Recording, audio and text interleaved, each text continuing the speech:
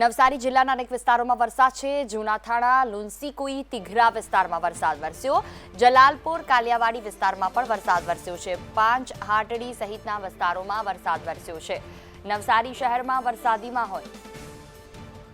રાજન રાજપૂત સંવાદદાતા phone line પર। જી રાજન, દક્ષિણ ગુજરાતમાં જે રીતે વિધિવત રીતે ચોમાસાનું આગમન, વરસાદ વરસી રહ્યો છે, શું સ્થિતિ ત્યાં?